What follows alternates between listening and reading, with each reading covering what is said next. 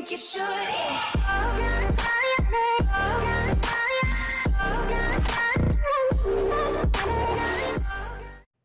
I apologize in advance if you hear anything in the background from my microphone. I can't really do anything about it.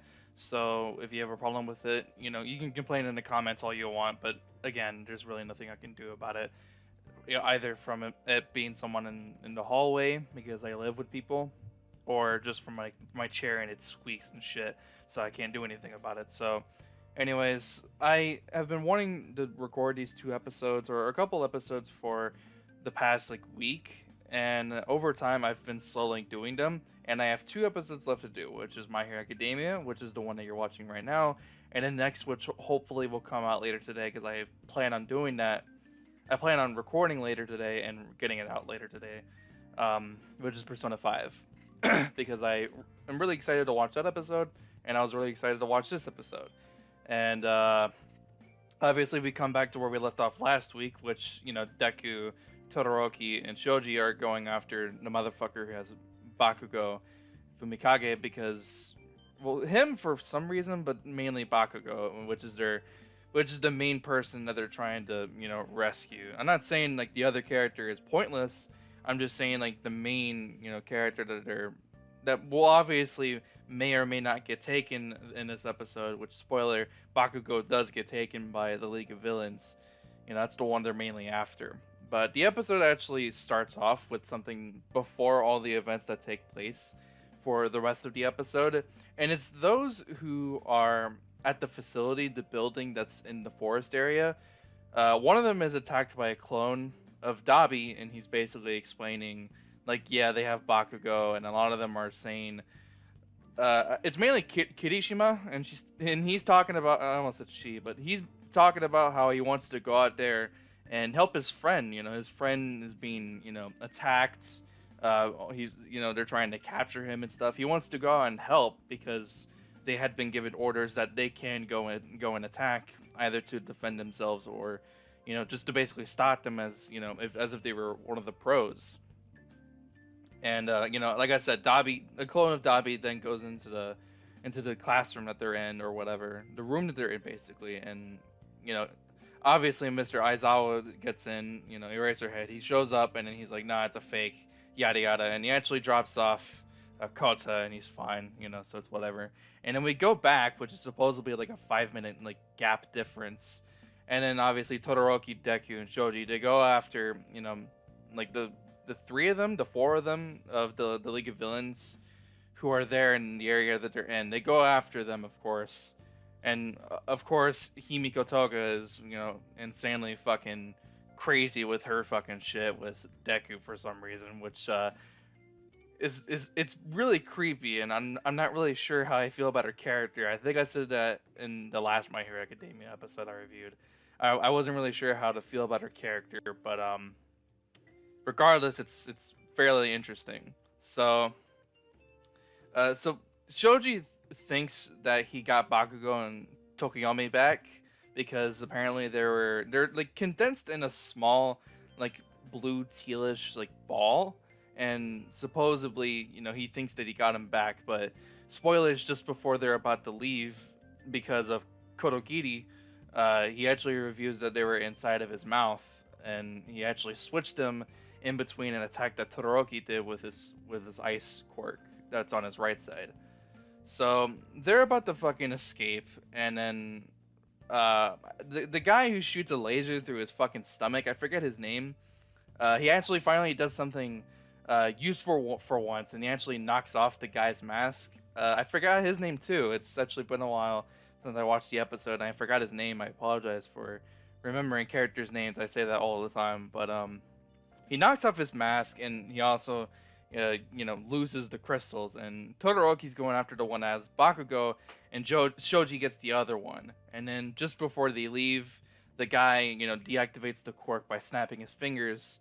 And then the League of Villains then leave with Bakugo, but while Tokiyomi's actually okay, you know, he's fine, but they saved him pretty much, right? But in the end, you know, they got Bakugo, and Deku is completely devastated because he couldn't, you know, protect and rescue his friend, and he just is in such shock that he just screams. And then it plays through a couple of other clips of a couple of students who are currently injured or passed out from the gas being carried over to the facility, and then there are those who are completely almost unconscious because of severe injuries that they're also being carried, of course, to where the facility is at. And all this is just fucking crazy. One of the pros, or two of them rather, one of them got really severely injured in the head, and the other one had a huge amounts of lost blood and is completely missing. It's one of the pussycats, and it's really surprising that that's the case. That two out of all of the pro heroes that are there are either severely injured or severely injured and missing. And then of course Bakugo is completely taken. He's one of the only students who was actually captured. Like 15 of them are all like uninjured. One of them is missing, and I think 12 of them are severely injured with a lot of injuries. I don't know what else to say other than that. Like a lot of them are fucking hurt as shit, and they need medical attention. Mainly, Deku I think is one of the ones that got really fucked up the most because of One for All fucking up his arms and his body and shit. It's honestly pretty fucking insane that he was able to stay conscious the whole fucking time, and it's pretty insane. It's 13 who were uninjured. I apologize. Like overall, like half of the cast that we saw that were in this facility, this training area, are all either injured or missing. It seems like that's what it seems. Half of them are okay, and even if they have like some injuries, they're not really like injured at all, and they could be fine. I mean, they could be fixed up pretty quickly, whilst half of them are fucking injured as shit from either the gas which knocked them out, or just from injuries from either one of the villains or from their quirks, because Deku, right?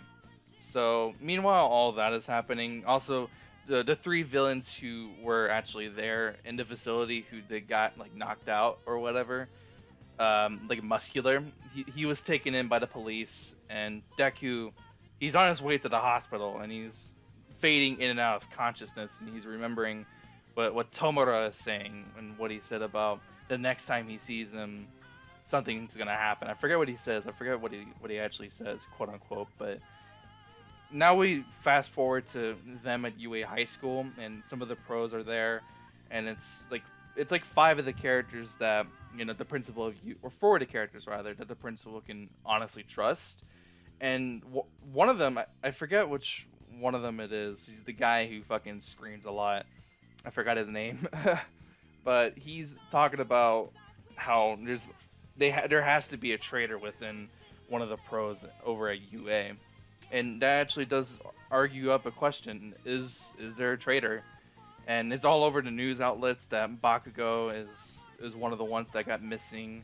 That it seems like the UA pros or the pro heroes aren't really trustworthy. Everything's starting to just become really insane with all this media outlet, with what happened at the facility of the training grounds, and with one of the students being completely missing by the League of Villains. So it's this whole crazy debacle that needs to be sorted out, basically, right?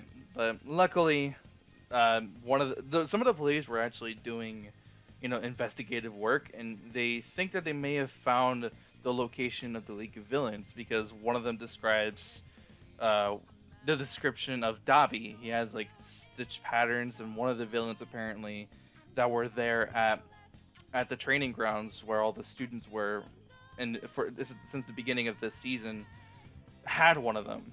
And one of the police guys starts talking to All Might. He tells this information to All Might. And then we get a short scene of Bakugo there at the League of Villains, and then almost immediately we go to where the hospital is, and Deku is completely fading out of unconsciousness, which is him narrating. He says that, and he completely wakes up and doesn't remember anything of what happened, because apparently the police, asked him questions and stuff. And the whole time he's just wondering if Kota, the kid, is okay, and then he actually has a note from his mother, who told him to call him whenever he does wake up, like completely. And I feel really bad for his mom because this whole time he's just getting severely damaged all over his body. Like eventually one of his arms is gonna fall off just from him overusing his quirk at times. It's just bad.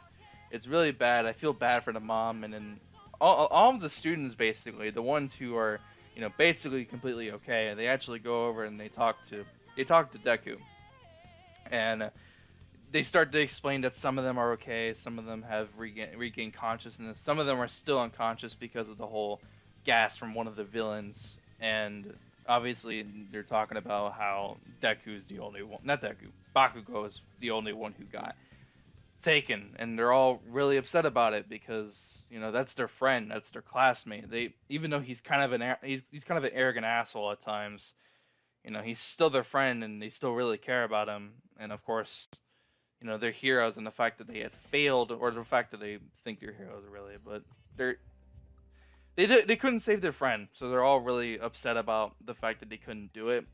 And Deku actually quotes something that All Might said, I think somewhere in last season, I feel like. He says, I can't save the people I can't reach. And then Deku's just basically being really harsh on himself, saying that he wanted to save those he could reach. Same with All Might. And Deku was in the position where he could save someone that he could reach, who was right in front of him, and that was Bakugo. And that was what his quirk was made for. That's why he has his quirk, was to save others. And he couldn't do it. And he's really upset about himself.